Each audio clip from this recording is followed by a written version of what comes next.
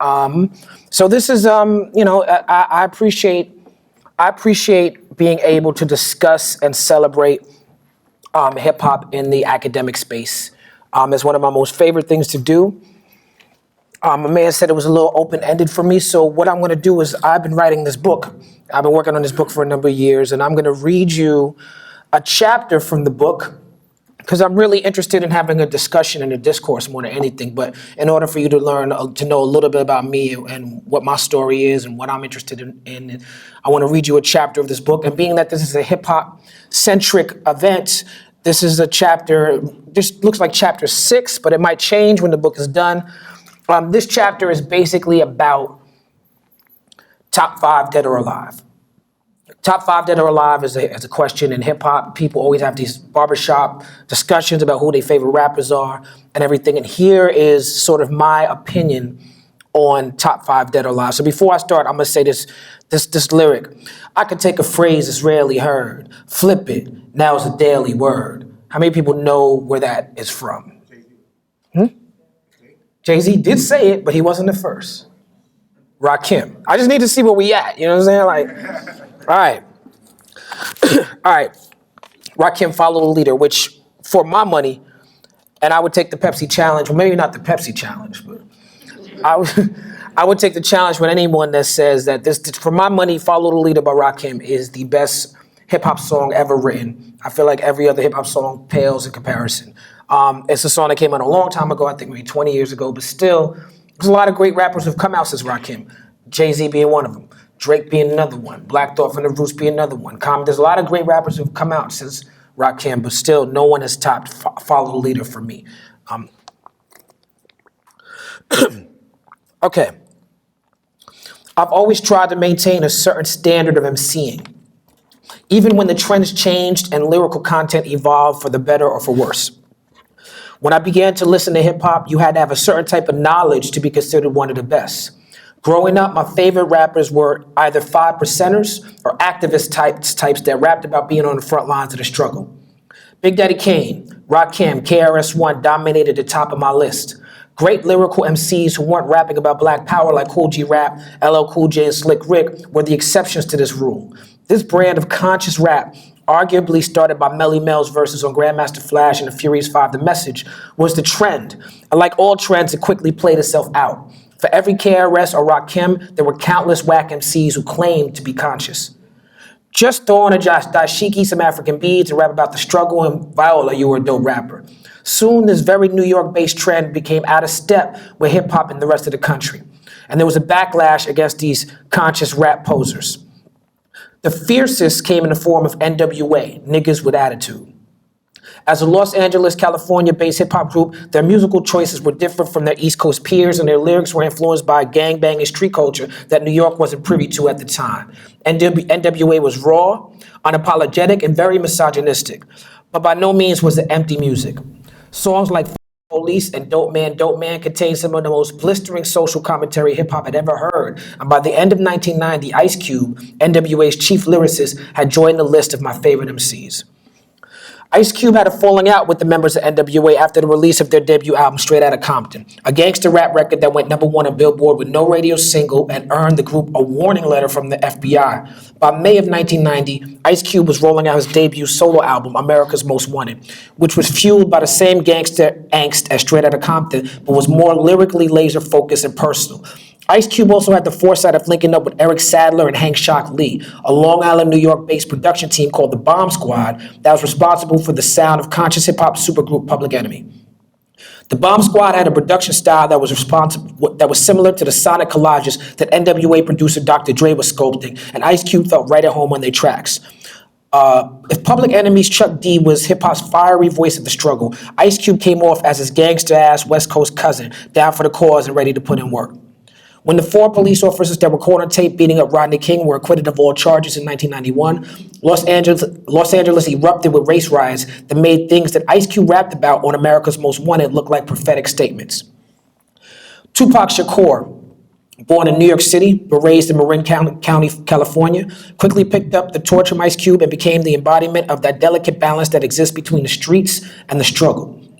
When his debut album, Tupacalypse Now, dropped in 1991, he was best known as one of Humpty Hump's background dancers in the video for the Humpty Dance. No one expected the depth and the brilliance that Tupac displayed on his debut. Songs like Trapped, Young Black Male, and Soldier Story made me feel like Tupac was talking directly to me. With songs like If My Homie Calls and Brenda Got a Baby, Tupac made incredible pop songs that were inspired by folks I saw on the block daily. As a son of Afeni Shakur, a Black Panther who was arrested as part of the New York 21, Tupac was able to lace his lyrics with revolutionary references that he experienced firsthand rather than abstract ideas he got from some book. He successfully married the movement to the streets and went on to release a mountain of material before his untimely death at 25. On top of being a great MC, with roles in hood classics like Juice and Poetic Justice, he solidified his respect as an actor, and by shooting 2 off-duty cops during a heated exchange in Atlanta and ultimately beating the case, he became a folk superhero for the hood. This was all before he went to jail on rape charges and was released to put out his biggest hits with Death Row Records. To this day, Tupac's music and life is synonymous with the best and the worst of our culture. His story most accurately depicts what it is to be hip-hop. The first rapper to be heralded as the next great thing before he even dropped an album was Nasty Nas from Queensbridge Housing Projects. In 1991, Nas came through on Main Source Live at the Barbecue and stood out amongst the greatest Queens MCs of his day with rhymes about murdering police, kidnapping the president's wife, and having like the Ku Klux Klan. It was lyrically precise, shock, and awe rap. He bodied that record. Nas' reputation on the mic was so crazy by the time he started working on his 1993 debut, Illmatic, the best producers in the business were lined up to work with him. Produced by Pete Rock, DJ Premier, LES, Q-Tip, and Large Professor, Illmatic quickly became the standard bearer for great hip-hop and is heralded as one of the greatest albums of any musical genre. Like Tupac before him, Nas was able to weave narratives that were raw, unflinching, and uplifting at the same time. His father was jazz musician Olu Dara, and Nas was able to incorporate jazz rhythms and sensibilities into his gangster street poetry. Nas rapped about what he saw in the projects from the perspective of a smart, observant kid sitting in the window taking it all in. As his career progressed, his perspective evolved from observer to reluctant participant. The poems inside of him wrestled with the celebrity he was becoming, and he explored this through rhymes with such precision that he remains a favorite of many hip-hop fans over 20 years later. Top 5 Dead or Alive is a term that's thrown around in hip-hop as some sort of measurement for who is the best, but it is flawed because the criteria to be considered the best changes so frequently. There are many skill sets one must master to be considered a top-tier MC, and so many of the factors that change the landscape that the top 5 constantly fluctuates. It's hard to be considered, it's too hard of a question to answer. Up until Nas, you still had to have some sort of knowledgeable content flowing through your music to even be in a conversation. When Biggie Smalls came out, he changed all that. To be clear, what Biggie did on the mic was genius level. His genius wasn't about what he had to say to the community, it was about what the community was saying to us. Biggie was a feeling, raw emotional portrayals of not being satisfied with your lot in life. If Tupac and Nas were speaking directly to us, Biggie was speaking for us. And what he had to say was often not pretty. Influenced by the success of West Coast superstars Dr. Dre and Snoop Dogg, hip-hop mogul Sean Puffy Combs was out to find a hardcore East Coast rapper who would sound natural over samples of the soul and R&B music that he grew up with. Biggie Smalls, whose professional name was switched to the Notorious B.I.G. after the loss of a lawsuit to a lesser-known rapper called Biggie Smalls, was making a name for himself in the New York underground with Puff by his side all through the early 90s. And when his debut album, Ready to Die, dropped in 1994, he was easily the most popular rapper in the city. The success of Ready to Die made Biggie the biggest rapper in the world for years to come, rivaled only in popularity by Tupac Shakur. Like Tupac, Biggie was gunned down at the height of his success. Tupac was 25, Biggie was 24. I often wonder how much brighter their lives would have been able to shine had they not been snuffed out so quickly. Biggie's death left a void in New York City hip-hop. Biggie often referred to himself as Frank White, a character played by Christopher Walken in Abel Ferrara's film The King of New York. After he passed, New York needed a New York and MCs competed fiercely for the throne. New York needed a new king, and New York MCs competed fiercely for the throne. Bad Boy Records, the label owned by Puffy that Biggie was signed to, had a lock on the streets and the clubs nationwide, and it looked like one of the rappers associated with Bad Boy would be the next king. New York has always been respected as the birthplace of hip-hop, but by the 1990s, mid-1990s, the city was experiencing a sort of renaissance with its hip-hop culture. Whoever would take Biggie's place as king of New York would become the king of hip-hop.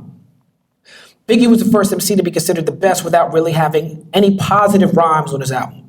The only exception maybe would be Juicy.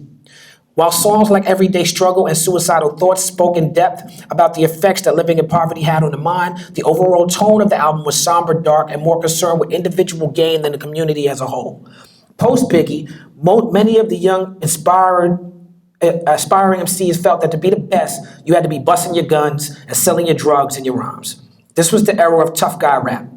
Bad boy artists like Mace and the Lox were the new favorites in New York City. And Puff, who after several name changes, now going by P. Diddy, had thrown his hat into the MC arena and began marketing himself as the curator of Biggie's legacy. Big Pun was heating up, representing lyricism heavy for the Latinos and for hip-hop's birthplace, the Bronx. Lox associate DMX seemingly came out of nowhere and set the city on fire with his aggressive larceny-laced rhymes punctuated by dog barks. And Mace associate Cameron was reinventing himself as the leader of a new Harlem crew called the Diplomats. But it was the skinny nigga on the boat that would soon dominate hip-hop more than any MC before him. Jay-Z, an intricate MC for Marcy Projects, who was first seen on a boat with his mentor Jazz in a video for a novelty hit called Hawaiian Sophie, had a Brooklyn connection with Biggie. They were both Bed-Stuy dudes who got put on by members of fellow Brooklyn MCs Big Daddy Kane's crew. On the strength of his strong debut, Reasonable Doubt, and the business moves he made with his company Rockefeller Records, Jay-Z became the street's favorite and the self-proclaimed heir to Biggie's throne. I was listening to Reasonable Doubt, released 1996, long before the world recognized Jay-Z's complete skill set. And I remember telling people they were missing out on what was soon to be a classic MC. The single that Jay-Z chose, like Dead Presidents and Can't Knock the Hustle, featuring Mary J. Blige, were deceptive. They did not capture what Jay-Z did lyrically as well as album cuts like 22 Twos and Live With Your Regrets did. Many hip-hop purists wrote off early Jay-Z as materialistic, hedonistic rap at best. It would take years for Jay-Z's critical acclaim to catch up with his commercial success. It wasn't until he dropped The Blueprint in 2001 that many true school hip-hoppers began to give him his props as a lyricist. Produced largely by Kanye West and Just Blaze, The Blueprint married Jay-Z's swagger and braggadocio with a certain underground sonic aesthetic that had been missing from commercial hip-hop for quite some time. Just Blaze and Kanye were chopping up sped-up loops of old soul records, which gave the album a warm, nostalgic feel. Because the voices on these loops were sped up, this production style became known as chipmunk soul. It reminded the purists of the heydays of sampling, 1987 to 1992. As tough guy rap began to capture the attention of hip-hop masses, I personally was still more drawn to what native tongue MCs like Q-Tip from A Tribe Called Quest and Pasta Noose and True Goy from De La Soul were doing. They were taking high-minded concepts and breaking them down with simple melodic flows. These MCs were the direct lyrical descendants of more Afrocentric groups like the Jungle Brothers and Boogie Down Productions. But when that trend died out, these artists carried the torch by keeping these messages in their music.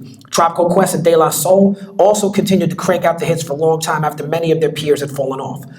Long Island Hip Hop Collective, the leaders of the new school, were not only brought into the game by the Native Tongues crew, but they were also named by Public Enemy's Chuck D, who also grew up on Long Island. Dinkle D, Charlie Brown, and Busta Rhymes were the MCs that made up leaders in the new school, and each brought something new special to the mic, but it was clear from the beginning that Busta Rhymes was the breakout star.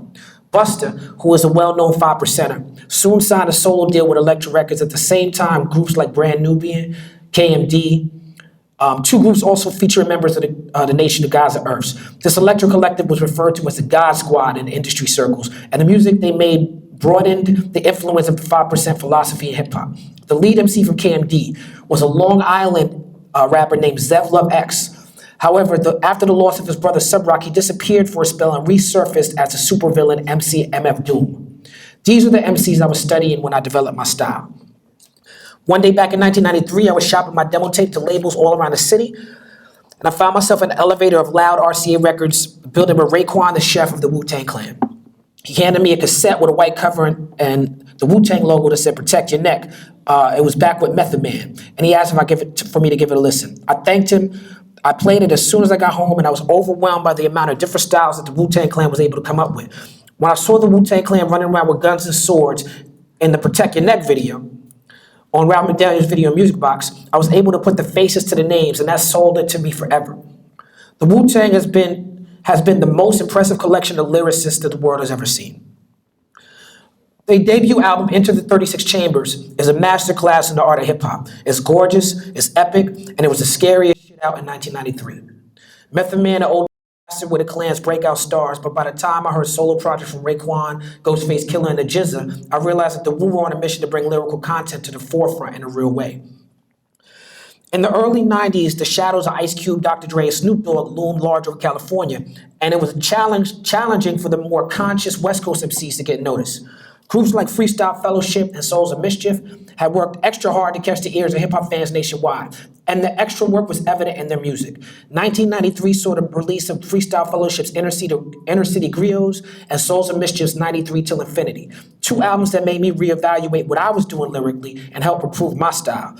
In 1994, Chicago's Common, who was still going by Common Sense at the time, dropped his masterpiece of a solo album, Resurrection, and immediately became my favorite MC. In 1995, Philadelphia's own The Roots also dropped a sophomore album called Do You Want More, which featured MCs Malik B and Black Thought absolutely ripping every track to shreds. While Malik B stayed away from live shows and ultimately left the group for personal reasons, the criminally underrated Black Thought began to grow by leaps and bounds. With a style reminiscent of Kool G Rap and Big Daddy Kane, Black Thought became famous for lyrically annihilating anyone he appeared on a track with. Black Thought and I share a birthday, October 3rd, so I've always felt a special connection to him. On the day we did our first song together, Rolling with Heat from the Roots 2002 album, Phrenology, he told me that he didn't care about what anyone thought about his rhymes other than other MCs. This has been his gift and his curse because it seems like it's only other MCs that truly recognize Black Thought's gifts. As lead MC for a powerhouse collective like The Roots, he has not been marketed to the masses as the superb MC he is. For my money, Black Thought is my favorite. He is the best working MC in the business and has been for quite some time. The 1990s saw hip-hop extended beyond the borders of New York City and experienced a new wave of creative energy and found acts like Common and The Roots retooling and coming back with sophomore albums that were superior to their debuts. In 1996, the Fugees from East Orange, New Jersey, but representing Haiti, redefined the idea of musical self-improvement with their second album, The Score. Made up of Haitian-American MCs Wyclef Jean and Pras and East Orange's own Lauryn Hill, the Fugees used a couple of remixes from producer Salam Remy and a supercharged live show to make the people forget about the frigid reception their debut album, Blunted on Reality, received. When they dropped The Score, largely produced by Wyclef Jean, Lauryn Hill emerged as one of the best MCs to ever touch a mic. As an accomplished actor and talented singer, she was a triple threat. The Fugees blew up because of Lauryn's beautifully sung rendition of Roberta Flack's Killing Me Softly, not necessarily because of her rhyming ability. But it was clear that Lauryn was so nice with it that you didn't want to be on her lyrical bad side. Influenced by the other dope female MCs that paved the way for her, like Queen Latifah and MC Lyte, Lauryn Hill was the first female MC to not be just as good as the boys, but to be better than them. Growing up in New York in the late 80s, early 90s, meant I didn't really get to hear many MCs that were not from the tri-state. Los Angeles had an entertainment industry, so we got to hear West Coast hip-hop from New York. But if you were from the Midwest or down south, you had to head to the coast to be heard. Groups like 8 Ball and MJG from Memphis, Tennessee, the Ghetto Boys from Houston, Texas, UGK from Port Arthur, Texas, and Outkast from Atlanta, Georgia, had MCs that could rhyme with the best of the East Coast spitters, but no outlets from which to get their music heard. To this day, many consider Scarface from the Ghetto Boys the best storyteller in hip-hop. UGK's Bun B, a friend, a mentor, and one of the best MCs I've ever heard, wasn't noticed nationally until Jay-Z tapped him and his partner Pimp C to rap on a single called Big Pimpin' from 1999's Volume 3 of Life and Times of Sean Carter. Both Big Boy and Andre 3000 from Outkast are phenomenal MCs that can rap circles around most, but Andre was able to tap into something inside of himself that allowed him to leave the world of hip-hop and go astral traveling in his rhymes. Amongst MCs, Andre 3000's name is held in very high regard. When the discussion of top 5 comes up, Andre 3000 is hardly mentioned, not because he doesn't belong, but because he's so good that he's almost a ringer. It's considered a given that Andre is the best, so he doesn't even get to compete anymore. Many people see Suge Knight dissing Bad Boy Records as the most classic moment of the 1995 Source Awards. But for many Southern hip-hop fans, the most classic moment was when shortly after Outkast shocked the East Coast-centric hip-hop industry by winning an award for Best New Group. A young, passionate Andre 3000 grabbed the mic and defiantly shouted, "The South got something to say." While Puffy was taking over New York nightclubs, I was working at Akiru Books in Brooklyn, throwing poetry readings called Foundations that also attracted the borough's best MCs. I was rapping at lyricist lounge events and participating in open mics all over the city. The scope of MCs that held my attention began to sway more underground around 1996. The more I focused on becoming a musician, the more I focused on purity of the art form. On my lunch breaks, I would go visit freestyle titan Supernatural, who lived in Park Slope, a few blocks away from the Cuban Books where I worked. We ordered roti from the sweet lady named Miss Carmelo at a restaurant on Fifth Avenue. We smoked blunts, we freestyled, we watched a little Japanese anime, and then I would head back to work high. Supernatural taught me a lot about MCing and was a mentor to me in many ways, and I applied much of it to the freestyle spirit of those sessions at Cuban Books. Dead Prez, consisting of Stickman and M1, both high caliber MCs, were consistent guests of these Foundations events. Jean Grey is an MC I've known since I was 15 years old. Before either of us knew exactly what we would end up being for real. She is an artist that defines the spirit of New York City to me. Whatever it is you do, if you are serious about your craft, at some point in your life, you have to visit New York City. You have to walk these streets. That's how I feel. That's how I feel about Jean Grey when it comes to lyricism. If you're serious about the art of lyricism, you have to study what Jean Grey is doing. Later, for male-female comparisons, Jean Grey is the purest MC I've ever heard. Her songs are wonderfully crafted, and she throws every ounce of herself into the art. While Jean was navigating the industry completely independently, I was signing to Raucous Entertainment, which would later become a subsidiary on a major label. Yassine Bey, aka Mos Def, became my partner in rhyme and one of my favorite MCs. Eminem was on the battle scene, getting ready to sign with Dr. Dre's Aftermath. Soon after, Eminem skyrocketed stardom and became widely hailed as possibly the greatest lyricist ever. One of Eminem's favorites was Pharoah Monch. Pharoah, originally a member of a group called Organized Confusion and a stellar MC of mind-blowing proportions, re-emerged as a solo artist and signed to Raucous and dropped a monster of an album called Internal Affairs, which contained one of the all-time great hip-hop songs ever recorded, Simon Says. For me, Pharoah Monch is the gold standard of great MCing. In the years since I rapped professionally, many MCs have come and gone, but few have stood the test of time required to be hailed as one of the greats. That few, however, remains impressive. Jadakiss from the Lox has been hailed as one of the top 5, but his fellow group members Sheek Louch and Styles P are cut from the same cloth. Southern rappers like Lil Wayne and T.I. stepped up to the plate, declaring themselves great and king, respectively, and then went on to effectively prove their claims. True to form, hip-hop superhero lyricist Eminem put together his own Avengers and called them the Slaughterhouse. Slaughterhouse consisted of Joe Button, Joel Ortiz, King Crooked, and M's Detroit partner in rhyme, Royce da 5'9". Dudes like Rock Marciano and Jay Electronica keep making traditional styles popular for younger hip-hop fans who didn't experience them in real time. As almost the polar opposite of the ridiculously skilled Nicki Minaj, Rhapsody emerged from Ninth Wonder's Jamla crew as the female lyrical force to be reckoned with, and people still talk about young King Los as possibly one of the greatest freestyle rappers ever. As popular as Drake is as an artist, only a fool would deny his superb lyrical skill, hip-hop credentials, or impact on the culture. Like Eminem, Jay-Z, and Kanye West before him, Drake is such a great MC that he elevated himself to the level of pop star. Not as mainstream as Drake, but equally as respected are MCs like Kendrick Lamar and J. Cole. J. Cole plays Big Daddy Kane to Kendrick's Rakim. Cole waxes poetically about relationships with women and his place in the music business, while Kendrick takes a more abstract route while discussing the black condition through a first-person narrative in his music. Both Kendrick and Cole employ an everyman aesthetic in their music that endorses them to hip-hop purists in ways that Drake does not. There are hip-hop fans who can't see past the hip-hop that was out when they themselves were in high school or college, because that's when they were defining themselves. When music is attached to the memories you made as you were figuring out who you were, that music will always sound better to your ears than anything that comes out after that time. This is our nature as human beings. These hip-hop purists will tell you music is getting worse, and that younger artists are incapable of making golden era quality hip-hop. This is a lie. From Nico Ayers to Chance the Rapper, there are young artists that are making hip-hop right now that's every bit as good as the hip-hop of yesteryear. Sure, it may often sound different from the classic boom-bap hip-hop, as it should. These young people are influenced by an entirely different paradigm and set of experiences than my generation was. If you aren't the same age as them, or if you didn't grow up in the same circumstances as they did, you don't really have enough information to offer a solid critique of their creative output. The older generation should always embrace the art the younger generation has to offer. That's how we grow and maintain our canon. So yeah, any questions? That was chapter 6. Says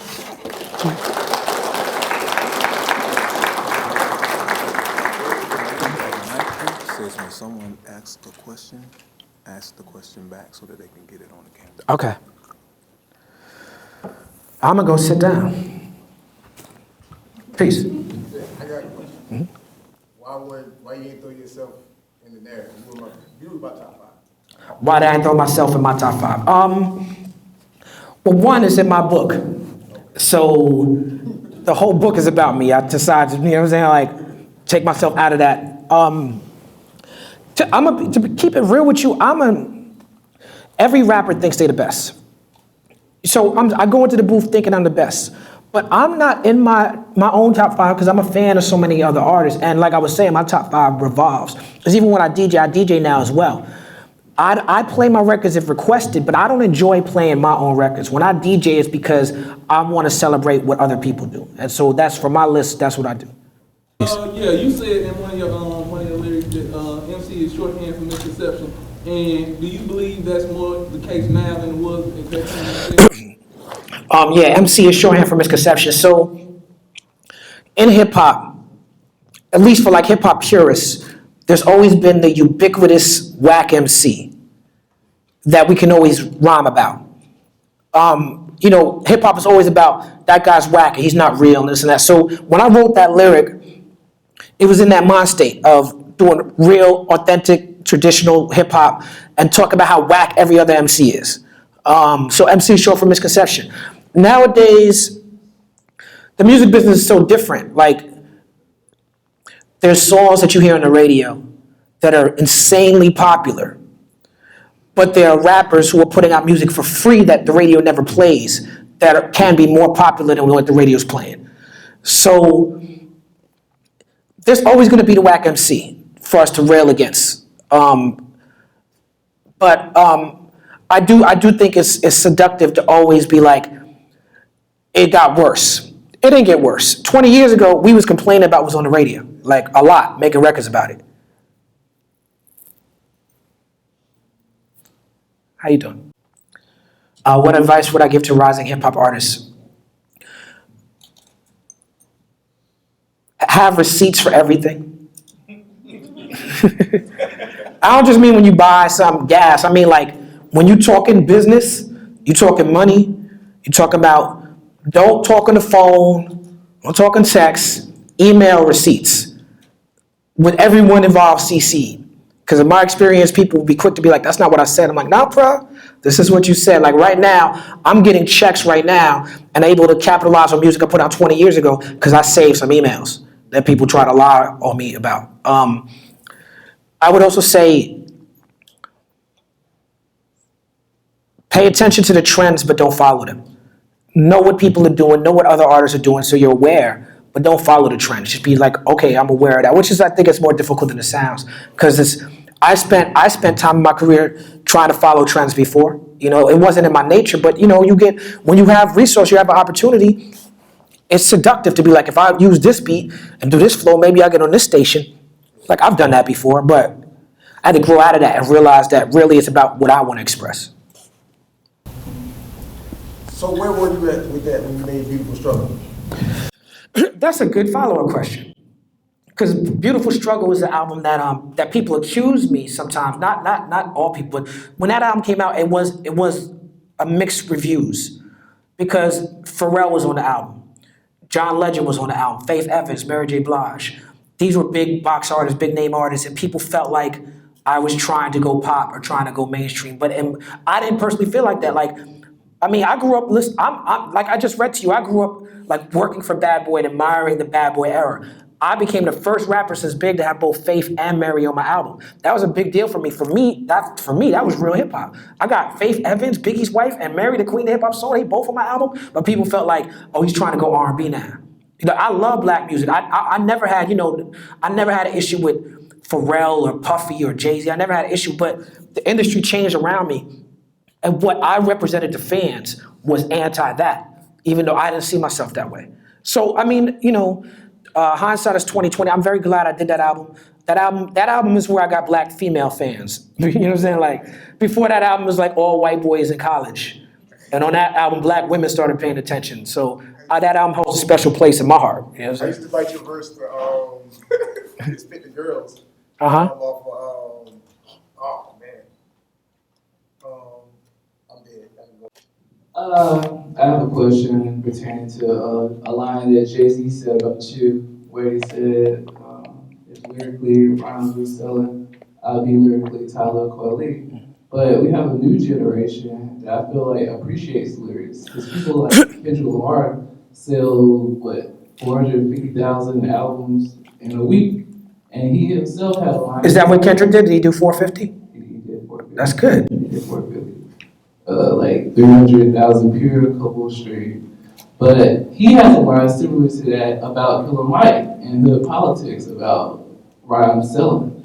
Kendrick also has a line about me and Common on Overly Dedicated from 10 years ago. You know what I'm saying? Before he got signed to Dr. Dre, he was like, you expect me to rhyme like Kweli? You know what I'm saying? Like,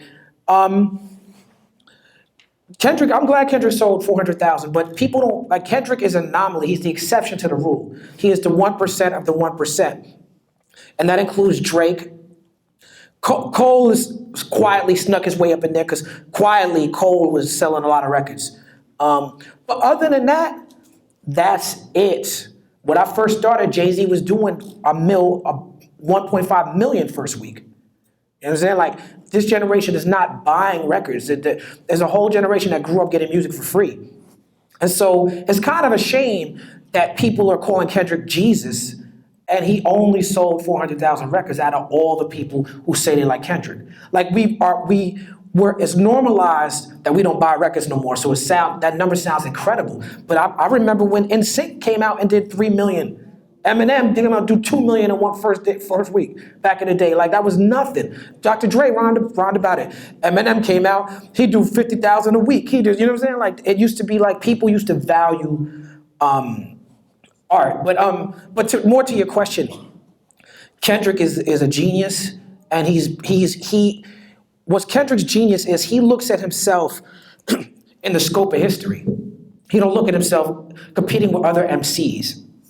He's competing with Jay-Z, he's competing with Elvis, and he's competing with James Brown, he's competing with Prince. He sees himself, that's why his new album only got Rihanna and U2 on it. You know what I'm saying? Because he looks at himself, he belongs to us, but much like Kanye, he looks at himself as in the scope of history. So, there's one thing I want to say about Kendrick. Because some people get upset at his lyrics, and they feel like the conscious community feels like he's ours. But 10 years ago, Kendrick came out and said, please don't think I'm a rhyme like Kweli. He said that a long time ago. His first singles that I remember that I liked was Patron, all right? That's a great record. Everybody can relate to that. Pull Up, Drink, Headshot, Drink, Faded. Then he had Kill My Vibe. Like, it's a lot of misogyny, a lot of just gangsterism. I'm not saying that as a value judgment. I'm just saying that's what he's always had, the ratchet hooks, and they come with sneak the knowledge in like Trojan horse in the verses, and that's why people love him, because they're like, oh, we get so. But then Kendrick comes out with a record like Humble, and then Kendrick, he's not connected to the grassroots movements. He's not like I'm black and black power. He's more like I'm black. Here's my experience growing up black kid in Compton, right? So he's going to talk about from the average working class perspective. He's not going to talk about it from the perspective of someone who knows about intersectionality and someone who knows all the key words and phrases of how you're supposed to, the language you're supposed to use. So he's going to say some shit that might sound suspect or questionable. That might sound like respectability politics. He's going to say some shit that might sound misogynistic. But he should, as an artist, be allowed to express himself, have the freedom to do that, because he set his parameters early. Like, I'm this individual, and me personally, I take my art with contradictions. So while I enjoy Kendrick seeing himself, position himself as the best ever, I'm glad that he can acknowledge the contradictions like Jay-Z did, like KRS-One did. I think that's what makes Kendrick very important, that he acknowledges all of who he is. I don't even know if I answered your question, but I just like talking about Kendrick. It's fun. The question that I have is, how do you stay authentic to your craft and to yourself without getting pulled into the stereotypical, what's popular and what would make you money and what would make you sell? I just want to be good at it. If I was good at it, trust me, I would be doing it. For real. If I was good at making the hit that could go platinum, trust me, I would do it. And I would take that money and I'd come back to the hood, and you know what I'm saying? I'm just not good at it. I'm good at doing me.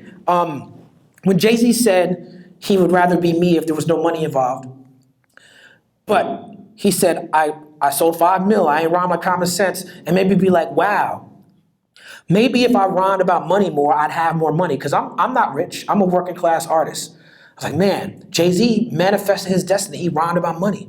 Maybe that's what I went, maybe I should rhyme, be more of a capitalist, and rhyme about money more, I would have a lot more money to work with. What have I been doing with my life?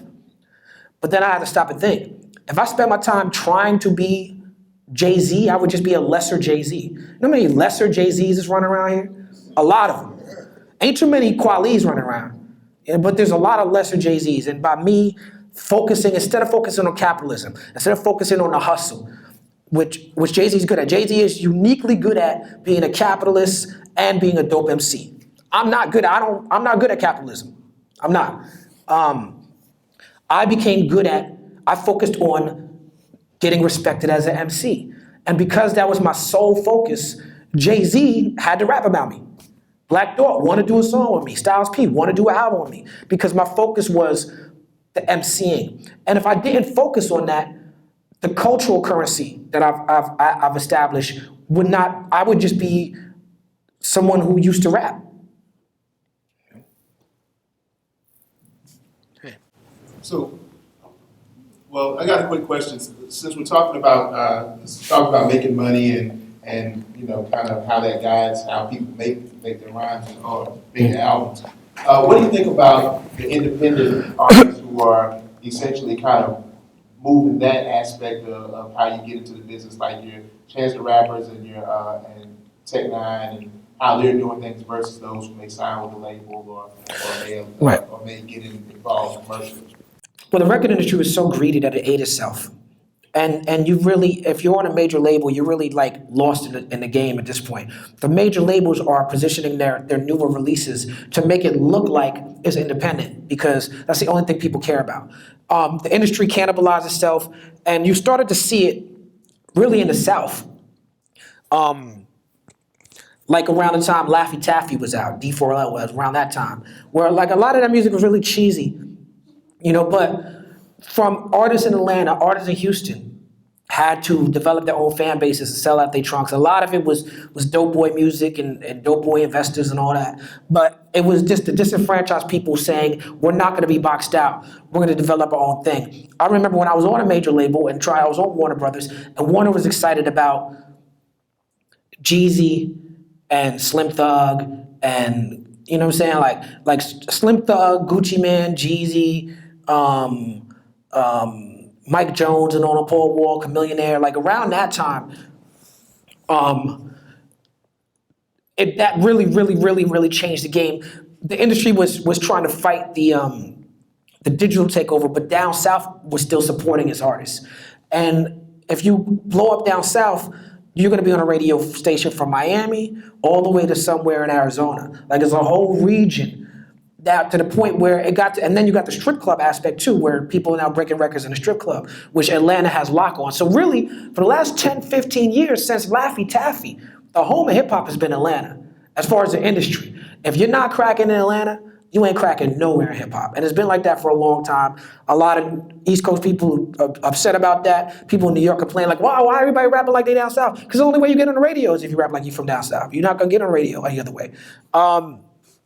God bless the South for doing that, because that's a long way away from Dre 3000 saying the South got something to say, you know? And, you know, everybody's music is inspired by region and emotion and age, where you grew up at, your age and how you felt. And when it comes to independent hip hop, the Southern artists really led the way, I think. Hi. I got a quick question. Your last paragraph, you mentioned the new, I'm calling new age artists, that, you know, we should listen to them more and things like that. But out of that genre, that category, really, who are some of your favorite artists of today? Well, I like to work with my faves. There's a young lady from Chicago named Kay Valentine who's on my label. I just dropped her album last week. Nico is as well as somebody I named. The gentleman named Chance. Chance is just brilliant. Chance is the record industry cannibalized itself because it was focused on greed, sales units. If you don't have sales units, you mean nothing. Chance the Rapper is on the Forbes list. I've seen him at the White House 3 times. I've seen him at the Grammys. He's never sold a record. That's impressive to me. to the point where he's eliminated the idea that record sales mean anything. It don't. Your relationship with your artist, with your fans means everything in the world. And Chance the Rapper has been a genius when it comes to that. Sure. Hello. It's obvious that you're very well read. Favorite author, favorite book? My favorite book is the autobiography of Malcolm X, because of what it means to me personally. But my favorite author is Paulo Coelho, who wrote The Alchemist. He has a lot of books, The Alchemist being the most famous one, but his books, I'm not a Christian, but this is a Christian writer who's also a priest. And he writes in a way that spiritually speaks directly to me. So I really enjoy his work. Would you ever do music with Kanye West again? We'd have to have a talk first. How much did the mood cost? In the mood? Yeah, how much did it cost? Like, I don't think I paid for that one. nice. But no, Kanye is a genius and icon, and Kanye has given me life, and I don't say that hyperbolically. I say that very literally. From In the Mood to Gorilla Monsoon Rap to Get By, these records have given me life that he produced for me. But I can't stand next to somebody who's standing next to Donald Trump. We have to have a talk first. That's all.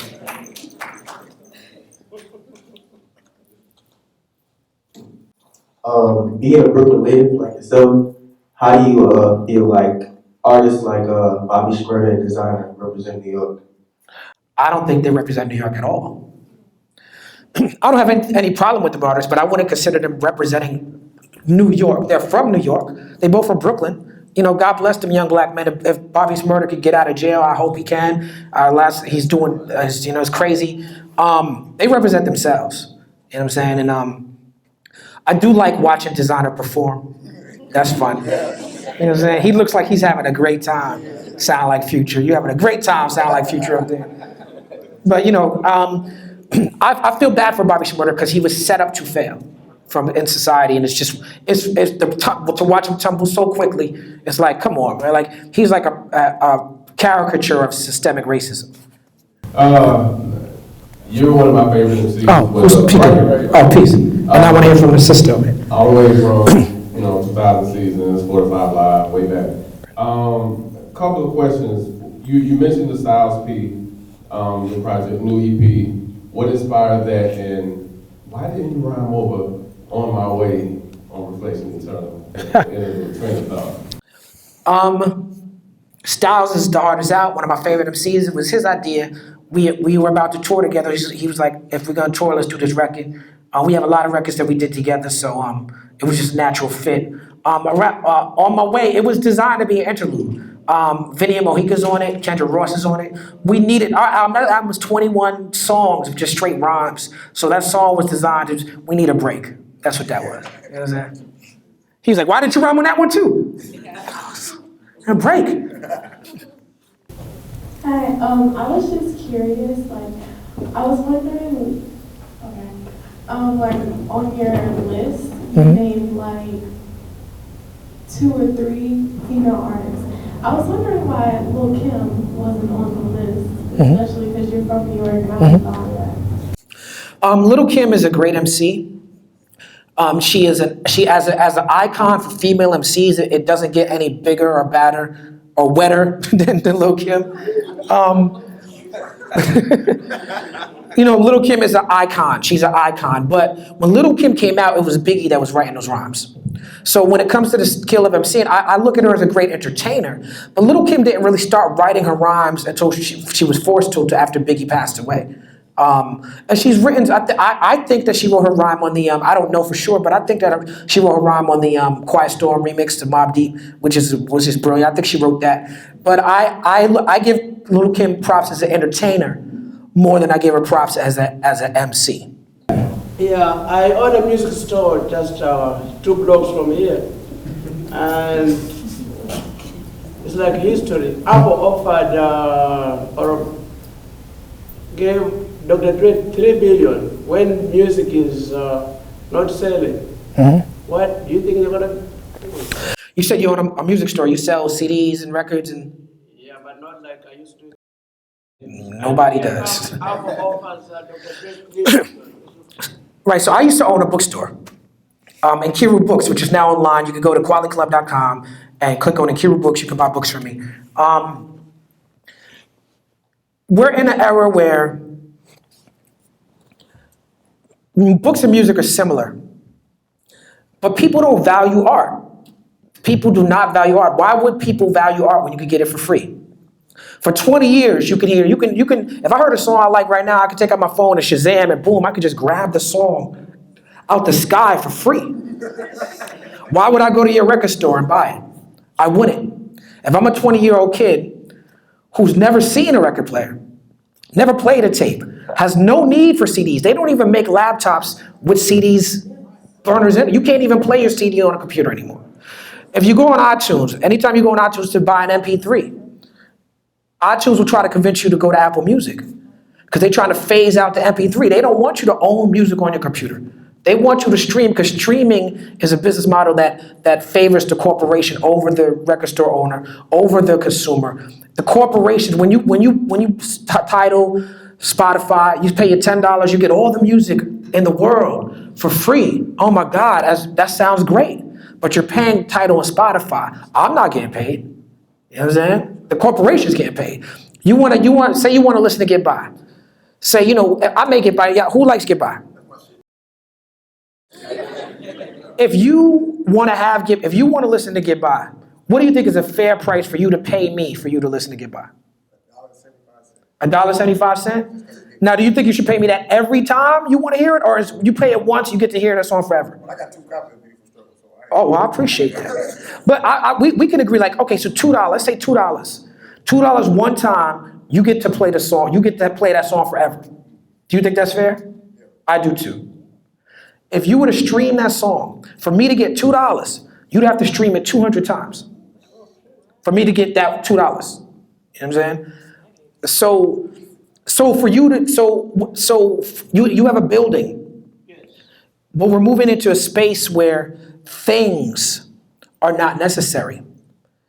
Books are going to be, I can't open a bookstore in today's climate. Books are going to be like antique cars and things that people are art that people have on their walls that you just appreciate. You know what I'm saying? Like, there's no need for books. There's no need for cursive. There's no need for people to know simple arithmetic. Why do you need to know simple arithmetic? All of us have smartphones in our pockets. You know what I'm saying? Like, we're moving into an era where, as business people, we got to look at the market, and the market does not demand CDs and tapes. The market does demand vinyl because vinyl is still keeping the record industry in black because there's hipsters now who have realized that vinyl sounds better than MP3s. You know what I'm saying? So they go to Urban Outfitters, not your store, but they'll go to a major corporation, Urban Outfitters, and they'll buy vinyls so they can feel cool and play it in their house. You know what I'm saying? And pretend that they know about vinyl. But I mean, this might sound bleak, but I'm just trying to be as real as possible because me as a musician, there's something called Record Store. You gonna be doing stuff for Record Store Day? You know about Record Store Day? Yeah, Record Store Day is important for all the record stores in the country. Artists go and visit the record stores. You have to make, I think, your store more interactive and maybe sell other things. It has to be rare and hard to find things. Like, your store has to be special. Is there vinyl that no one can find any place at your store? Are there books that no one can find any place? Are you also doing events, poetry reading, spoken word things? Are you also doing community events where community can come and have use your space to have meetings for the community? These are things that in the last days of Kiru Books we did to try to keep it open. I would have done it now that I'm 41 now. I was 21 when I was doing it. With the knowledge I have now, I think I could have kept the bookstore open a little bit longer. But I was 21 back then. So I'm telling you, you out here in Athens, Georgia, right? Albany. It's probably hard to have a record store out here in Albany. I could imagine. But just got to look at the realities of where the market is going, I think, and maybe find a way to get kids who are interacting in the digital space to have a reason to come to your store. I don't know if that was helpful. Hope it was. Now again, give us quality. Thank you, y'all are beautiful, and thank you for taking your time out to spend with me today.